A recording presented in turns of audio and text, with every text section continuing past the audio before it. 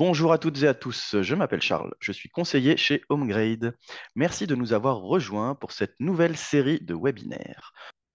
Pour celles et ceux qui ne connaissent pas encore HomeGrade, HomeGrade est le centre de conseil et d'accompagnement sur le logement en région bruxelloise. Nous proposons aux particuliers divers accompagnements dans le but de les conseiller au mieux dans leurs projets de rénovation. Grâce aux subsides régionaux, tous nos services sont gratuits. N'hésitez donc pas à nous contacter par téléphone ou via notre formulaire de contact que vous retrouverez sur notre site web. Vous pouvez aussi passer nous voir directement au Point Info qui est situé place Quetelet numéro 7 entre le métro Madou et Botanique sur le site de l'ancien Observatoire d'astronomie de Bruxelles. Je vous invite également à consulter notre site web car nous mettons à votre disposition toute une série de brochures thématiques et de fiches infos autour de la rénovation de l'habitat. Vous y trouverez par exemple notre synthèse des primes 2024, des fiches infos concernant la mitoyenneté ou l'isolation des façades par l'extérieur et même un tutoriel pour vous aider pas à pas lors de votre demande de prime.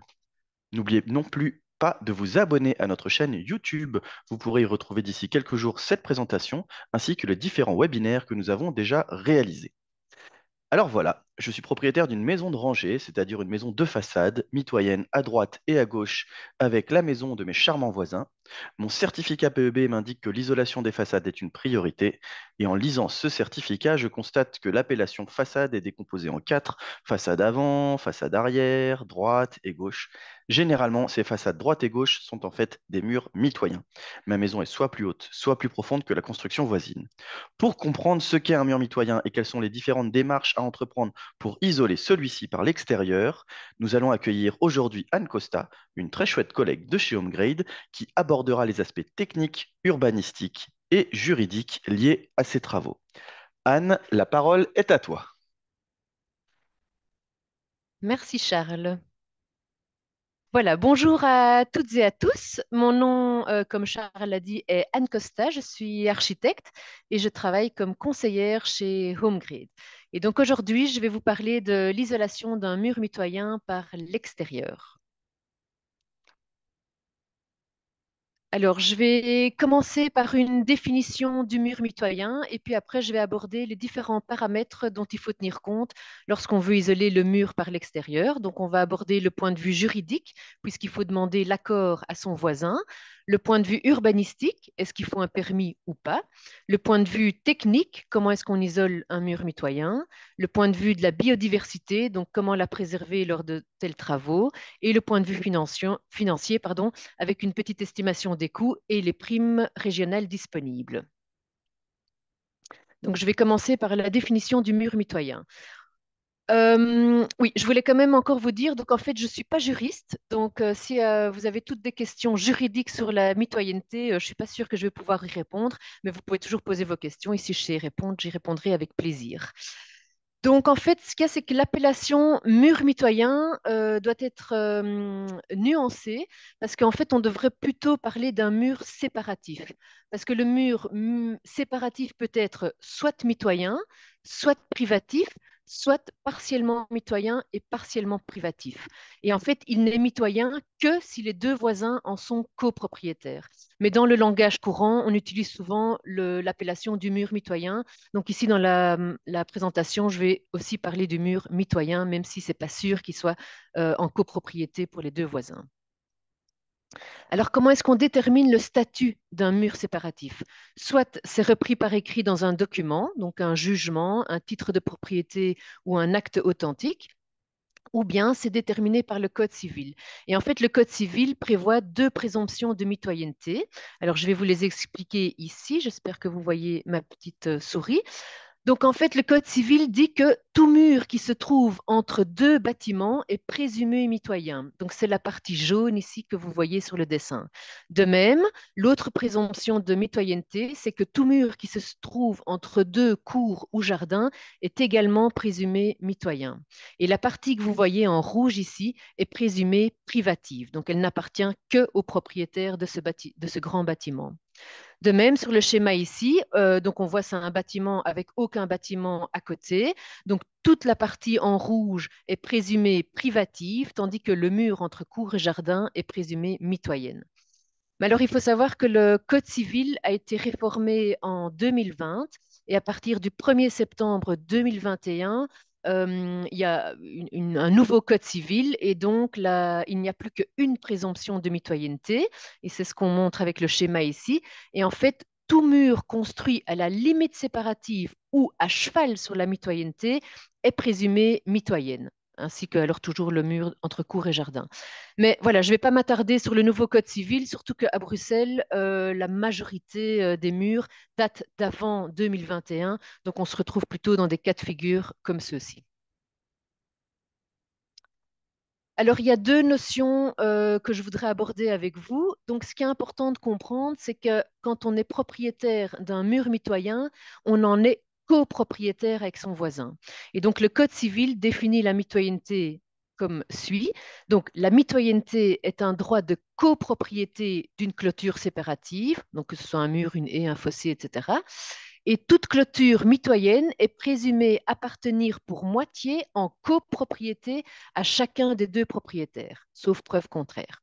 En d'autres termes, ça veut dire que chaque copropriétaire est propriétaire pour la moitié de l'ensemble du mur et non pas de la moitié du mur. Donc j'ai essayé de vous montrer ça avec un petit dessin ici. Donc le propriétaire rouge et le propriétaire jaune sont copropriétaires de l'ensemble du mur, donc de toute l'épaisseur du mur.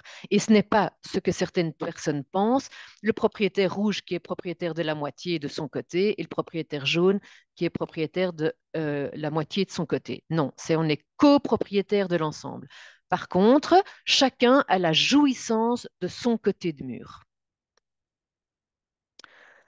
Une autre notion à bien comprendre, c'est le droit d'échelle. Alors, il est défini dans le Code civil de la manière suivante.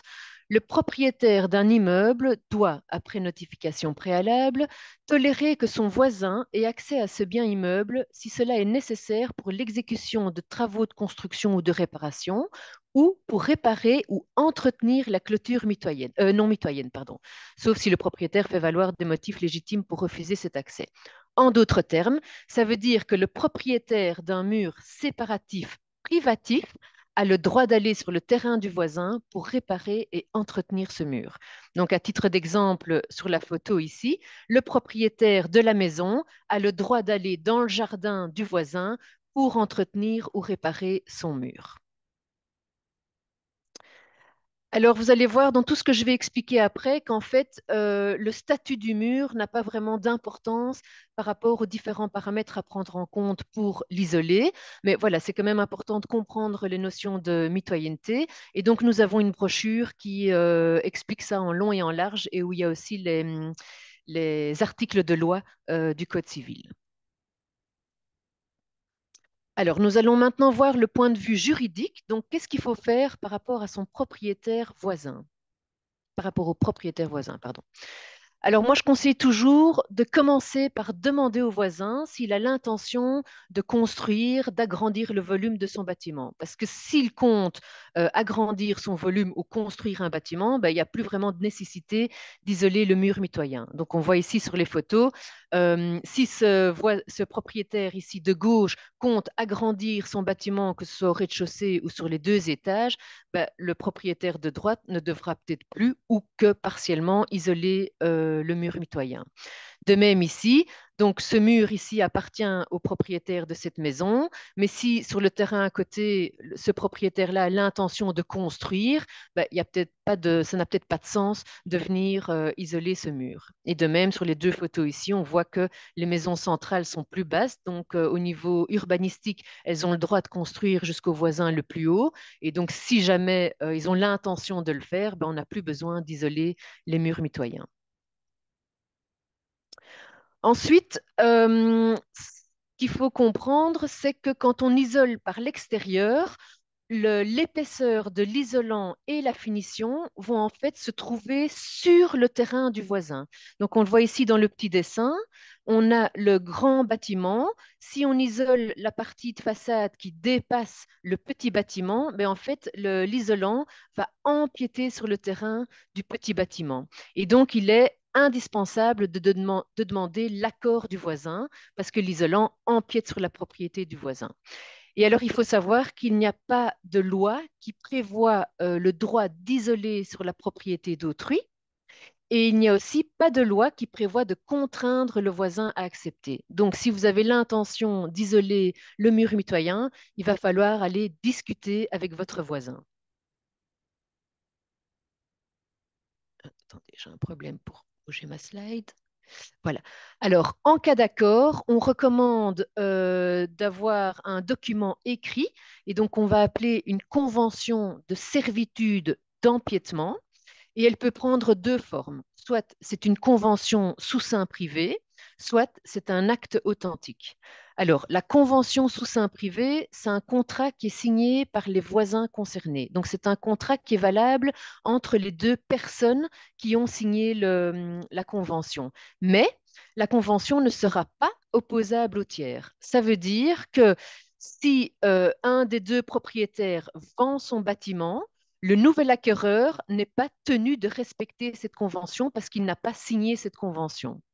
Et alors, donc si vous vous limitez à une convention sous seing privé, on recommande quand même de l'enregistrer pour qu'il y ait une date certaine. Et donc, à ce jour, ça coûte 57 € de faire l'enregistrement au bureau juridique. Et alors, l'acte authentique, par contre, ça, c'est un contrat qui est passé devant notaire et ça a l'avantage que le document est opposable au tiers. Et donc, en fait, ça veut dire que la servitude d'empiètement de l'isolant est liée au bâtiment. Et donc, si on revend, ben, le nouvel acquéreur devra en tenir compte. Et la transcription chez le notaire coûte environ 600 €.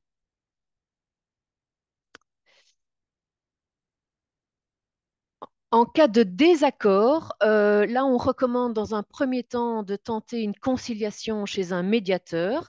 Donc, dans chaque commune bruxelloise, il y a un médiateur communal qui est un service gratuit auquel vous pouvez faire appel, ou bien vous pouvez toujours faire appel à un médiateur agréé, et là, c'est un service payant.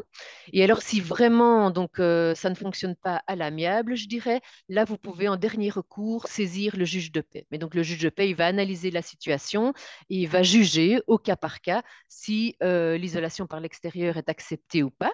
Et puis la décision du juge sera transcrite et donc sera un document opposable au tiers. Nous avons chez HomeGrade rédigé une convention de servitude d'empiètement. Donc, c'est un exemple qu'on a rédigé avec des juristes et que donc, si vous en avez besoin, vous pouvez nous la demander. On l'a en français et en néerlandais. Et donc, en fait, c'est une convention dans laquelle on va retrouver toutes les modalités par rapport à l'empiètement de l'isolant. Mais vous pouvez tout à fait rédiger un texte à votre sauce. Il n'y a pas de problème. Il n'y a pas de texte légal, je dirais. On va maintenant voir le point de vue urbanistique. Donc, quelles sont les démarches à entreprendre auprès de la commune? Donc, vous êtes censé savoir que pour tout type de travaux, on doit demander un permis d'urbanisme à sa commune. Et donc, c'est en tout cas le cas quand on modifie le volume, en plus ou en moins, ou quand on touche à la structure du bâtiment. Et en fait, il y a un document qui s'appelle l'arrêté de minime importance qui permet qui stipule pour quels travaux on peut être dispensé de demande de permis d'urbanisme ou aussi d'être dispensé de faire appel à un architecte. Et donc l'article 21/1 dit, pour autant qu'il n'implique aucune dérogation à un plan d'affectation du sol, un règlement d'urbanisme ou un permis de lotir, les actes et travaux suivants sont dispensés de permis d'urbanisme pour autant qu'ils n'impliquent pas de travaux de stabilité. Donc, est dispensé de permis d'urbanisme la pose d'une isolation et ses parements de finition, ainsi que ses raccords nécessaires sur un mur mitoyen ou une façade non visible depuis l'espace public, pour autant que les actes et travaux ne portent pas sur un bien si à moins de 20 mètres d'un bien protégé. Donc, si on lit le texte tel quel, on pourrait l'interpréter en se disant, ben, OK, c'est un mur mitoyen, donc je ne dois pas demander permis, mais le premier paragraphe stipule bien que c'est pour autant qu'il n'y a pas de dérogation à un règlement. Et ça, nous avons constaté en allant poser des questions aux 19 communes que chaque commune a un peu son interprétation du texte. Donc, en fait, nous, on vous recommande vivement de se renseigner auprès du service de l'urbanisme de votre commune avec une proposition concrète sur s'il faudra demander un permis ou pas. Donc, je vous ai mis ici 3 exemples. Donc ici en dessous, vous voyez un mur mitoyen qui est recouvert d'ardoise. Et donc on pourrait imaginer que voilà, on enlève les ardoises, on isole le mur, on remet des ardoises. Et comme on n'a pas modifié l'aspect architectural de la façade, on ne devrait probablement pas demander de permis d'urbanisme. Ici au-dessus, on a un mur en briques. Alors imaginons qu'on vient mettre un isolant et puis un enduit par-dessus. Ça va modifier l'aspect architectural. Et donc là, il y a certaines communes qui demandent un permis d'urbanisme parce que c'est visible depuis l'espace public. De même ici, on a tout un mur qui sera toujours visible de l'espace public. Certaines communes pourraient demander un permis pour avoir un œil sur comment sera la finition.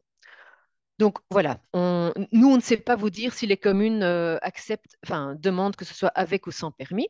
En tout cas, ce qui est sûr, c'est qu'un permis est obligatoire si le bâtiment est classé et si le bâtiment se trouve à moins de 20 mètres d'un bâtiment classé.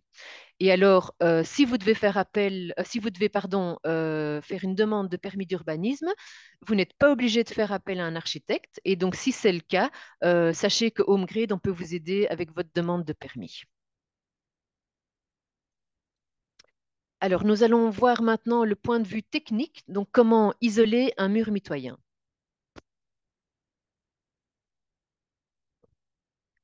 Nous avons une brochure sur l'isolation des façades par l'extérieur qui explique les 4 méthodes de mise en œuvre.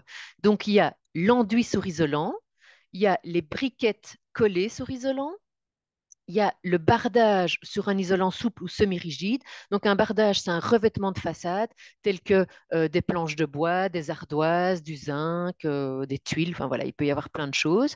Et alors, le bardage sur un isolant rigide. Je vous montre ici des exemples.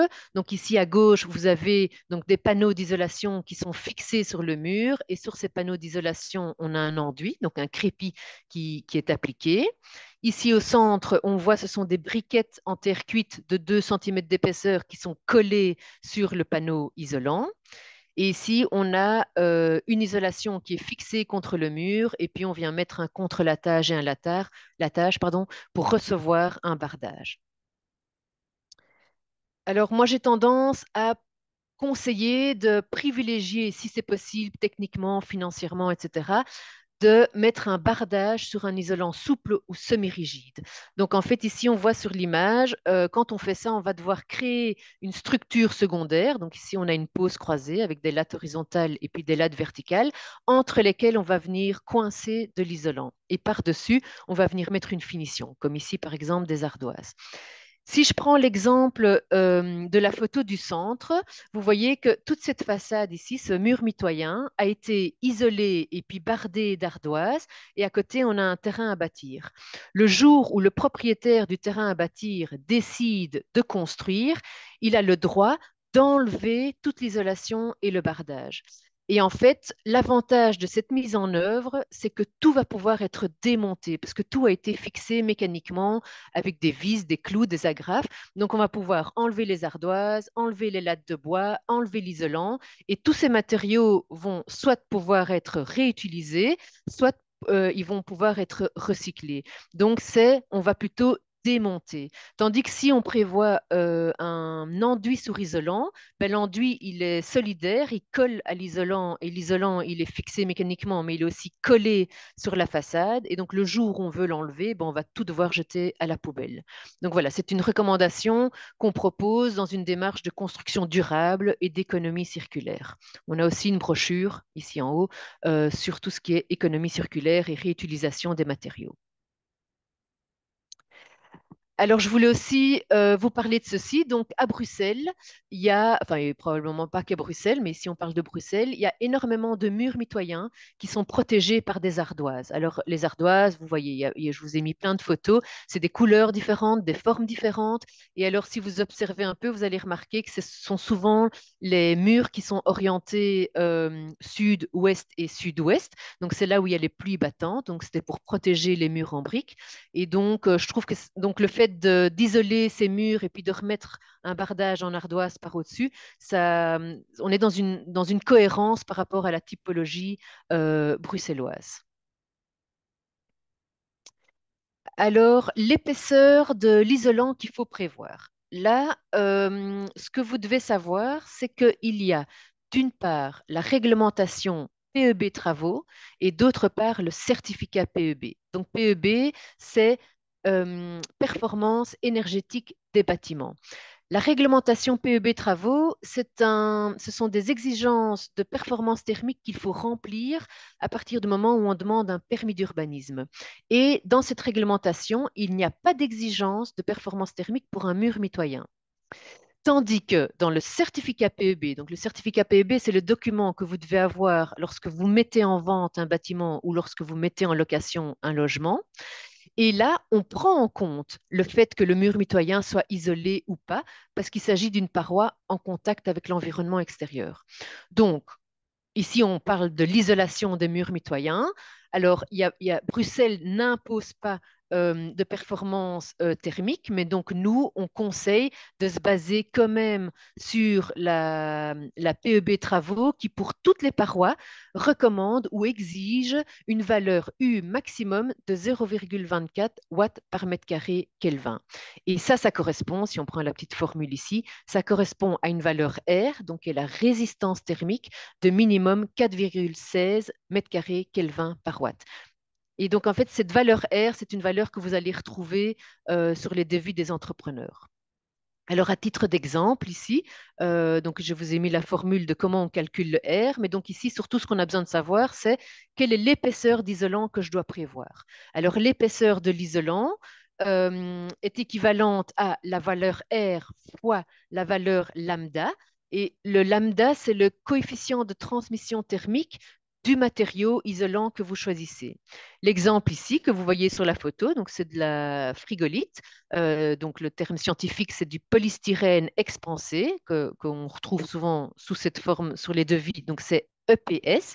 Et on regarde sur la fiche technique, la valeur lambda est de 0,032. Donc quand on sait qu'on veut atteindre un R de minimum 4,16, on fait la multiplication et on arrive à une épaisseur exprimée en mètres de 0,133. Donc ça correspond, ça n'existe pas, un panneau de 13,3 cm sur le marché, mais donc on prend la valeur supérieure et ça correspond à un panneau de 14 cm d'épaisseur. Donc ça, c'est pour vous donner un ordre d'idée de l'épaisseur qu'il faut prévoir. Alors, il y a quelques points d'attention, donc des détails techniques qu'il faut soigner. Il y a le raccord en pied de mur. Donc, il faut savoir que le raccord en pied de mur va se faire sur le terrain du voisin. Donc, c'est quelque chose que vous devez discuter avec votre voisin. Alors, d'un point de vue thermique, idéalement, il faudrait que l'isolant descende plus ou moins 1 mètre en dessous de la terre et donc protège les fondations, de manière à ce que le froid extérieur ne rentre pas à l'intérieur par la dalle de sol. Mais bon, voilà, c'est peut-être pas toujours évident d'avoir l'accord de son voisin de venir creuser sur son terrain. Donc, on peut alors imaginer qu'on se limite à venir avec l'isolant jusque contre le sol du voisin. Et là, petit détail, il est très important que l'isolant qui va se trouver en dessous du sol et minimum 30 cm au-dessus du sol soit un type d'isolant qui ne pourrit pas et qui résiste à l'eau. Et alors, on peut aussi parfois avoir un accord avec le voisin où on ne peut pas aller jusqu'au sol et où on doit rester à une certaine distance au-dessus du niveau du sol. Donc en fait, le fait d'empiéter sur la propriété du voisin, ben, on va venir avec un certain nombre de centimètres sur le terrain du voisin. Alors, ça peut poser problème à certains voisins, mais il y a moyen de trouver des compromis. Donc ici, je vous montre un exemple où le voisin de droite a demandé pour isoler le mur mitoyen, mais le propriétaire de gauche n'était pas d'accord que l'isolant descende jusqu'en bas parce qu'il allait perdre la beauté de son vieux mur de jardin en briques. Et donc, il a accepté que le mur soit isolé à partir de au-dessus du mur de séparation entre les jardins. Et donc voilà, c'est un compromis. Donc thermiquement, c'est pas l'idéal pour le voisin de droite, mais c'est un compromis entre les deux voisins. Et donc on peut tout à fait imaginer que, donc comme on le voit sur le petit schéma ici, que le propriétaire voisin bah, dise bah, non, moi j'ai pas envie de perdre d'espace sur ma terrasse parce qu'elle est déjà très étroite. Donc vous pouvez isoler, mais à partir de 2 mètres de hauteur, ou enfin ça c'est à vous de déterminer la hauteur qui serait acceptable. Voilà. Alors, on a le raccord en partie inférieure avec une toiture inclinée qui appartient au voisin. Donc, du point de vue thermique, l'idéal, ce serait d'enlever une rangée de tuiles et puis de descendre avec l'isolant jusque sur la toiture du voisin et de refaire l'étanchéité entre les deux parois. Mais de nouveau, c'est pas toujours évident d'obtenir ça de la part de son voisin. Et donc, ben, on peut se dire, OK, je reste à une certaine distance au-dessus du solin de la toiture de mon voisin. Donc, c'est ce qu'on voit ici un peu sur la photo. Et de même, là, on voit qu'il est resté, enfin, l'isolation du mur est un petit peu au-dessus de la toiture, donc on ne touche pas à la toiture du voisin. La même chose, donc un raccord en partie inférieure, mais cette fois avec une toiture plate, qui de nouveau appartient au voisin.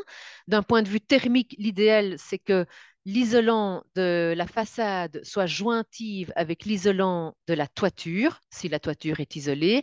Mais donc ça veut dire qu'il faut ici remettre une membrane d'étanchéité entre la façade et la toiture. Donc de nouveau, on doit toucher à la membrane d'étanchéité de la toiture voisine. Pas toujours évident de trouver un accord à ce niveau-là. Et donc, on peut aussi se dire, bah, on se limite à descendre avec l'isolant jusqu'à une certaine hauteur au-dessus de la toiture. Donc, on voit ici, c'est probablement les 15 centimètres qui sont nécessaires pour que la membrane d'étanchéité remonte. Alors, on a aussi le raccord en partie supérieure avec la toiture inclinée, mais donc ça, c'est la toiture qui appartient au propriétaire qui isole le mur mitoyen. S'il fait les travaux simultanément ou s'il a anticipé lors des travaux de toiture qu'il allait isoler la façade par après, il peut faire déborder sa toiture de manière à bien protéger l'épaisseur d'isolant qui va venir contre le mur. Donc on voit ça sur la photo centrale ici. On voit la même chose ici. Donc on fait déborder la toiture de manière à ce que l'isolation du mur vienne buter contre l'isolation de la toiture, mais surtout que la toiture recouvre bien toute l'épaisseur de l'isolant. Et si pour l'une ou l'autre raison, ben, on ne touche pas à la toiture, il y a des solutions, comme par exemple ici sur la photo de droite, on voit que, il y a comment on dit ça, une bande en zinc ou en aluminium qui a été placée au-dessus de l'épaisseur de l'isolation. On a également donc le raccord en partie supérieure, cette fois avec une toiture plate, qui aussi appartient au propriétaire qui isole.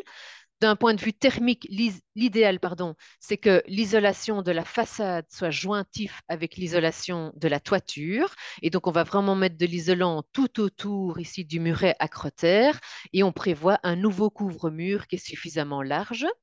Donc sur la photo de droite ici, c'est ce qu'ils auraient idéalement dû faire. Ils auraient dû enlever d'un point de vue thermique, hein, je parle, enlever le couvre-mur, monter avec l'isolant jusqu'au-dessus, mettre de l'isolant sur l'épaisseur du mur et puis remettre un nouveau couvre-mur suffisamment large. De nouveau, il y a d'autres solutions qui existent. Donc ici, au milieu, on a une situation où bah, le couvre-mur n'a pas été modifié et donc on est venu mettre une bande, ici c'est en zinc, sous le couvre-mur et suffisamment large pour bien recouvrir toute l'épaisseur de l'isolation qui a été mise sur ce mur. Alors, l'avantage, je dirais, d'un mur mitoyen, c'est qu'a priori, il n'y a pas de fenêtre et pas de percement de type tuyau, mais il peut quand même y avoir des petites adaptations à faire, comme le déplacement de la descente d'eau pluviale du voisin. Donc, vous voyez ici sur la photo de gauche, la descente d'eau pluviale est vraiment contre le mur mitoyen. Donc, le voisin ici de gauche, s'il veut isoler ce mur, il va devoir déplacer la descente d'eau pluviale pour pouvoir mettre son isolant. Bon, ici, ça ne va pas être évident non plus parce qu'on voit que les fenêtres sont très très proches du mur, donc il va falloir trouver une solution technique. Sur la photo ici centrale, on voit peut-être pas très bien, mais le voisin ou le propriétaire de la maison en briques rouges est un peu plus profond que le bâtiment en blanc. Et donc là, on a la descente d'eau pluviale du bâtiment en blanc. Et donc, si le propriétaire de la maison briques rouges veut isoler sa façade arrière et le petit retour ici, il va devoir déplacer la descente d'eau pluviale du voisin. Et ici, sur la photo de droite, on voit qu'il n'y a probablement pas eu d'accord et que donc celui qui a isolé son mur mitoyen n'a pu isoler sur l'épaisseur voulue que jusqu'à une certaine distance et laisser la descente d'eau pluviale là où elle était. Alors maintenant, on va aborder le point de vue de la biodiversité, donc comment en tenir compte lors des travaux et comment la préserver. Donc en fait, ce qu'il y a, c'est que nos maisons servent souvent d'habitat pour les oiseaux, les chauves-souris, les insectes et tout ça, donc qui vont aller se nicher, je dirais, dans les fissures, les cavités, dans les rives de toiture. Ça arrive très très souvent. Et en fait, à Bruxelles, il y a ce qu'on appelle un code de l'inspection. Et alors, je vais vous dire ce que le code de l'inspection dit précisément. Je dois prendre ma petite note. Donc, le code stipule, il est interdit de détruire, d'endommager ou d'enlever des habitats, refuges, sites de reproduction, aires de repos, nids et œufs de spécimens d'espèces animales protégées. Et il faut savoir que toutes les espèces sauvages à Bruxelles sont protégées, sauf les espèces exotiques envahissantes et par exemple le pigeon domestique. Mais donc, ça veut dire que quand on va isoler son mur mitoyen, on va d'abord observer s'il n'y a pas des oiseaux qui utilisent le mur pour s'abriter. Et donc, auquel cas, il y a une obligation, au moment de faire les travaux, d'intégrer des dispositifs pour ces animaux. Alors, il y a ici des exemples où dans la rive, on va prévoir un abri pour les animaux, ou bien dans le mur, carrément, on peut imaginer d'intégrer un nichoir. La commune de Saint-Gilles a édité une petite brochure qui parle de tout ça. J'y reviendrai plus tard. Et alors, le dernier point de vue, c'est le point de vue financier. Donc, combien est-ce que ça coûte et quelles sont les primes qui existent? Alors ici, je vous donne vraiment un ordre d'idée de prix. Donc, c'est très difficile de vous dire exactement combien ça va coûter parce que ça dépend d'énormément de paramètres. Mais donc, pour vous donner un ordre d'idée, l'échafaudage plus l'isolation plus la finition, ça tourne autour des 250 euros du mètre carré. Et en région bruxelloise, on a un système de primes qui s'appelle les primes Rénolution, pardon. Donc, ce sont des primes régionales. Elles sont disponibles pour les propriétaires occupants, les propriétaires bailleurs et les copropriétés. Et donc, si vous isolez un mur mitoyen par l'extérieur, vous allez pouvoir demander une prime pour les échafaudages, pour l'isolation thermique et pour la finition. Donc, que ce soit un bardage, donc un revêtement de façade ou un enduit. Et certains demandeurs peuvent aussi avoir une prime pour le suivi de l'architecte si vous faites appel à un architecte. Alors, vous avez ici une idée de combien d'euros par mètre carré vous pouvez obtenir pour les primes, et ça dépend en fait de la catégorie de revenus de votre ménage. Il faut savoir que les copropriétés sont toujours en catégorie 2. Et alors, il y a aussi des bonus. Donc, par exemple, si on met un isolant qui est biosourcé, donc ce qu'on va dire un isolant écologique, on peut avoir un bonus de 10 euros par mètre carré. Et pour le bardage, c'est si on met un bardage en bois labellisé, on peut avoir 20 euros du mètre carré en plus. Mais donc, pour toutes vos questions sur les primes, vous pouvez sans problème revenir vers HomeGrade. Alors, il y a une petite particularité pour la prime isolation façade, c'est que, donc, comme je vous l'ai dit avant, la PEB Travaux exige pour toute paroi en contact avec l'extérieur une valeur R de minimum de 4,16 m² Kelvin par watt, sauf pour le mur mitoyen. Mais comme je vous ai dit, on vous recommande quand même de suivre le R minimum d'une façade classique. Par contre, pour la prime isolation de façade, l'exigence est moindre et là, l'administration demande un R de minimum 3,5. Donc, ça veut dire que pour obtenir la prime, vous pourriez vous limiter à une épaisseur un peu moindre. Mais je précise bien que ça, c'est pour la prime 2024. On ne sait pas ce qui va advenir en 2025, etc.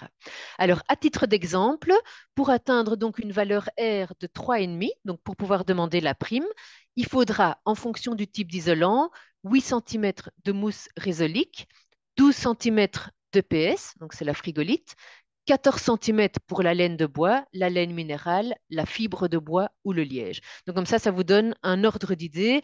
Et donc, on tourne autour des 10 à 18 cm d'épaisseur. Alors, je termine par vous dire, comme l'a déjà évoqué Charles, qu'on a énormément de documents utiles. Et donc, par rapport au thème dont j'ai parlé aujourd'hui, nous avons une brochure sur la mitoyenneté, sur l'isolation des façades par l'extérieur et sur l'économie circulaire. Je vous en ai parlé pendant le webinaire.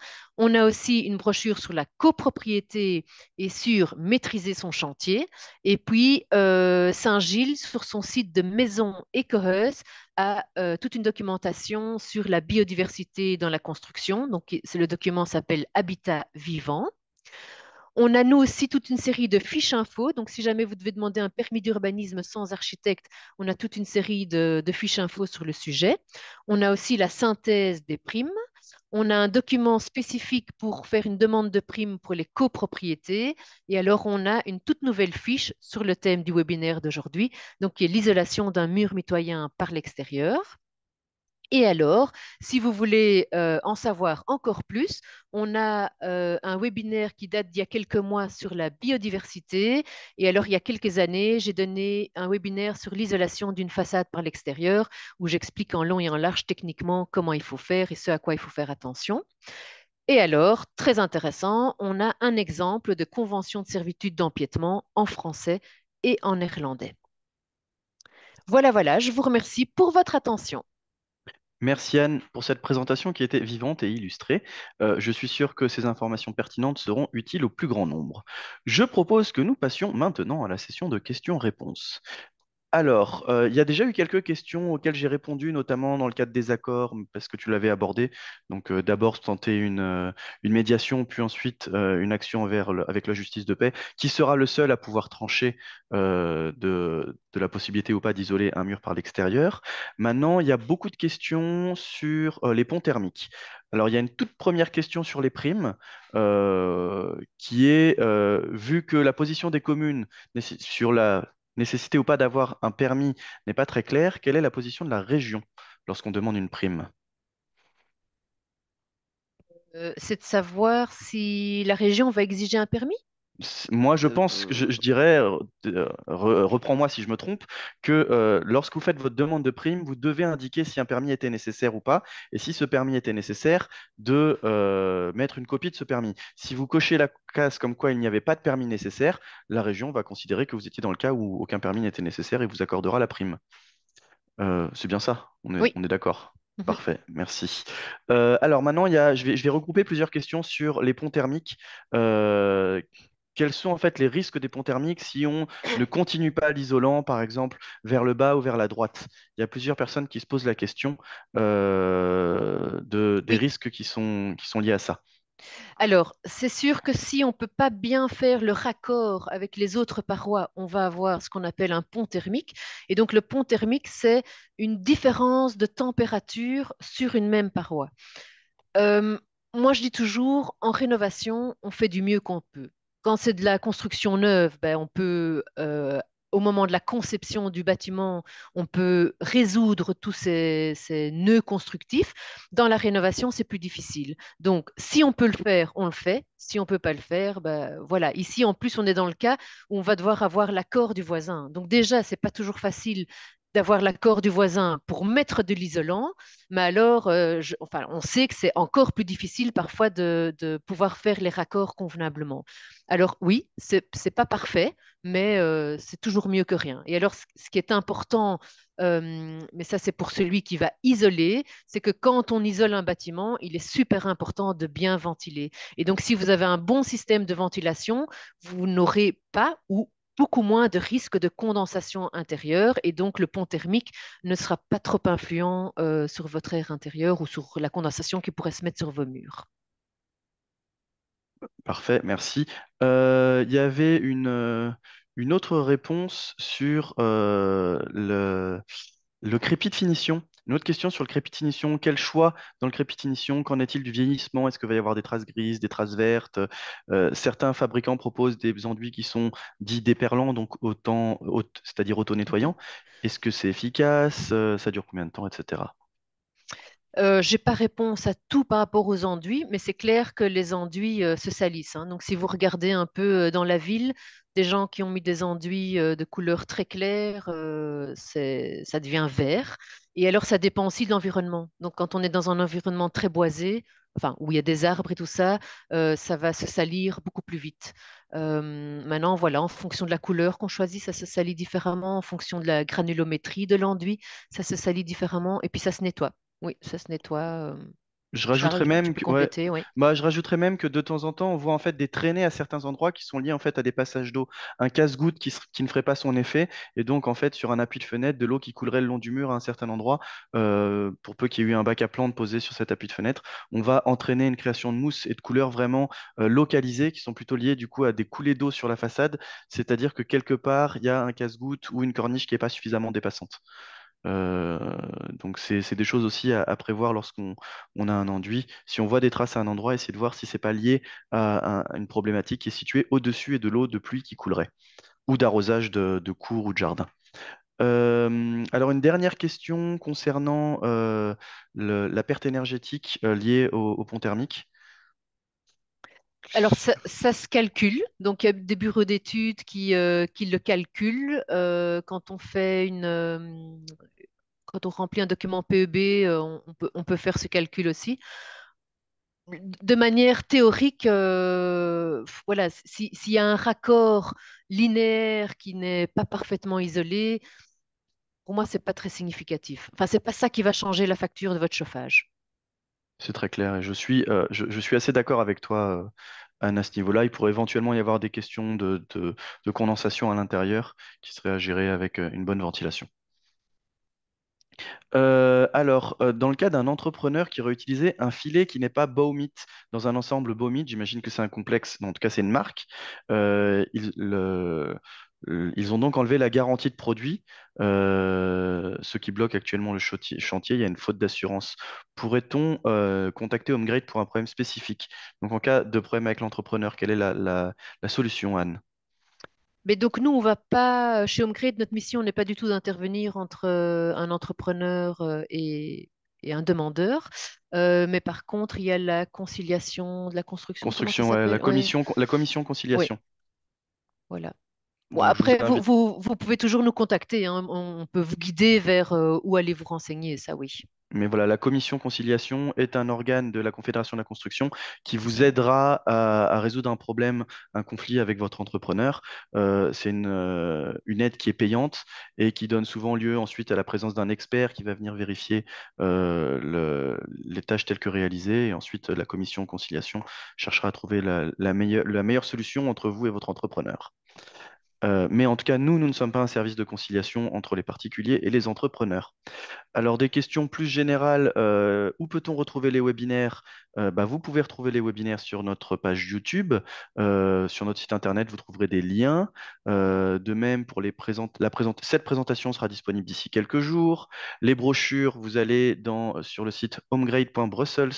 Alors, soit vous allez directement dans la thématique qui vous intéresse, ça peut être énergie, ça peut être petite copropriété, ça peut être incitant financier. Sinon, vous avez un onglet nos publications et vous y trouverez toutes les brochures réalisées par HomeGrade ainsi que les fiches infos et les documents qui sont utiles.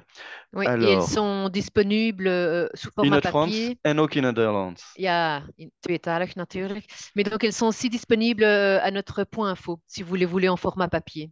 Oui, venez nous voir, Place Quetelet numéro 7. On a des brochures papier disponibles, effectivement. Et si vous avez une question en particulier, on pourra essayer d'y répondre avec vous à ce moment-là.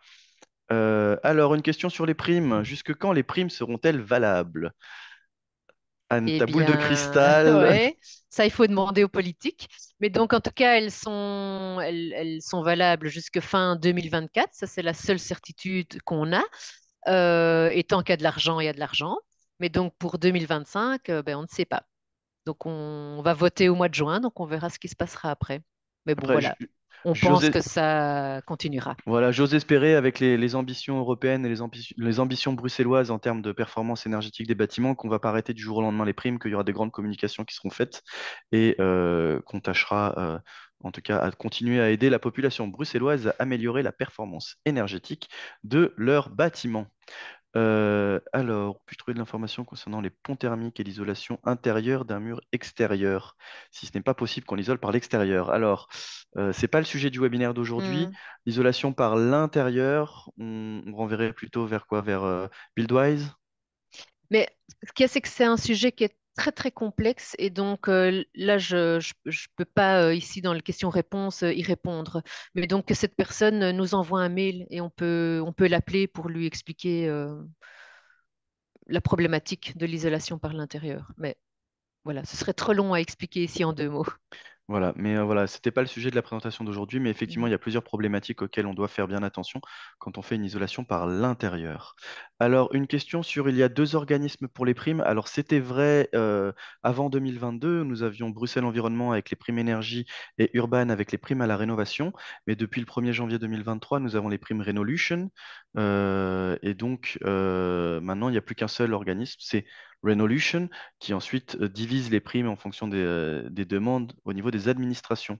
Donc voilà, la question était qui sont Bruxelles Environnement ou l'autre organisme? L'autre organisme, c'est Urban, et après, ça dépend des travaux que vous allez réaliser. Vous pouvez nous envoyer une question, éventuellement un devis, et on pourra répondre directement à ce moment-là. Oui, mais si Alors, je peux compléter, oui, en fait, ce que je comprends de la question de cette personne, c'est que si vous demandez une prime pour les descentes d'eau pluviale et autres accessoires de toiture, votre dossier ira chez Urban. Donc c'est Urban qui traitera votre dossier. Je pense que c'est ça la question. merci pour cette réponse. Alors, une dernière question qui est, vous avez abordé uniquement l'isolation des façades mitoyennes. Qu'en est-il des façades avant et arrière par l'extérieur au niveau de la procédure, de la demande de suivi, de la réalisation, etc. Alors là, je vous invite à aller revoir le webinaire sur l'isolation des façades par l'extérieur. Donc sur notre site internet, vous allez retrouver le webinaire et donc je parle pendant 40 minutes spécifiquement sur ce sujet-là. Voilà. Voilà. Et si après vous avez encore des questions, vous pouvez nous les poser, hein. Exactement. Alors, une des nouvelles questions qui arrivent là tout de suite en direct. En région bruxelloise, je vois que les primes varient dans un rapport de 1 à 2 sur les revenus. Elles varient dans un rapport de 1 à 6 en région wallonne. Bah, effectivement, oui, c'est comme ça. Le monde, c'est pas nous qui avons décidé. Il y a trois catégories de primes, catégorie 1, 2 ou 3, avec les primes qui sont des primes généralement par mètre carré. Donc, si on isole 20 mètres carrés ou 50 mètres carrés ou 100 mètres carrés, le prix unitaire sera le même en termes de primes. Donc, ce sera une multiplication par rapport à la surface isolée. Alors, les primes sont de plus en plus compliquées à obtenir. Pourquoi? Alors, voilà, je vais me permettre de dire que je ne suis pas parfaitement d'accord pour dire qu'elles sont de plus en plus compliquées à obtenir. Je vous rappelle qu'avant le système Renolution, il y avait deux systèmes de primes différents, deux procédures totalement différentes, deux administrations, des temporalités qui étaient différentes. Il y avait des primes qui se demandaient avant travaux, des primes qui se demandaient après travaux. Donc, ce n'était pas vraiment beaucoup plus facile qu'aujourd'hui. Aujourd'hui, toutes les demandes de primes se font après travaux sur base de factures et d'attestations à remplir par l'entrepreneur et se font par Internet. Alors, HomeGrade a mis à disposition énormément d'outils pour vous aider à faire la demande de prime et surtout, venez nous voir en amont avant de valider un devis pour vérifier que vous respectez par exemple les conditions techniques et éventuellement avant d'introduire votre demande de prime pour vérifier que vous avez bien mis les bons documents.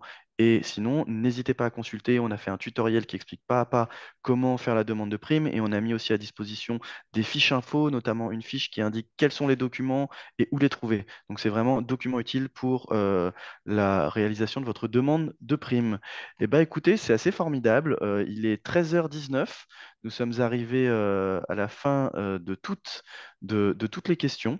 Donc, nous arrivons à la fin de ce webinaire un peu en avance. Merci Anne pour toutes les explications que tu nous as données. Bedankt Joris voor de vertaling et merci Florence pour le support technique. Sans vous deux, nous ne pourrions pas vous proposer ces webinaires. Merci à vous toutes et tous d'y avoir assisté. Une excellente après-midi à toutes et à tous et à très bientôt. Merci Anne.